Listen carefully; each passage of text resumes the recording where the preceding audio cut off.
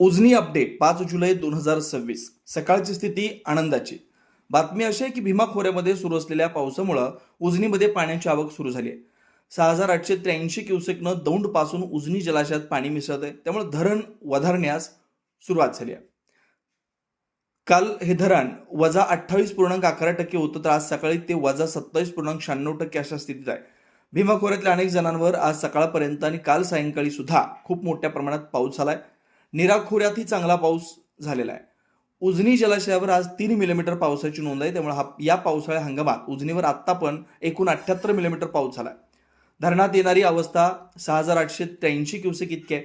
उजनी धरणातील पाणीसाठा 48.68 टीएमसी इतका आहे आणि मृत साठ्यातील 14.98 टीएमसी पाण्याचा वापर झालाय आणि स्थिती वजा 27.96% अशी आहे. मागील वर्षी याच दिवशी उजनी धरण उपयुक्त पाणी पातळीत 79% इतकं भरलं होतं. मागील 24 तासांमध्ये 4.58 म्हणजेच 0.50 घनलक्ष मीटर इतक्या पाण्याचं बाष्पीभवन हे नोंद केलं. दरम्यान भीमा आणि नीरा खोऱ्यात जो पाऊस सुरू आहे चांगल्या प्रमाणात सुरू आहे. अनेक धरणांवर पावसाची नोंद आहे. नीरा खोऱ्यातील धरणावर आज सकाळपर्यंत चांगला पाऊस नोंदला गेलाय.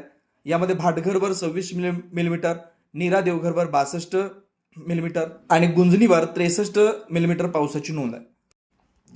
मागील 24 तासात ही 4 धरणं 1 टीएमसीनं वधारली आहेत.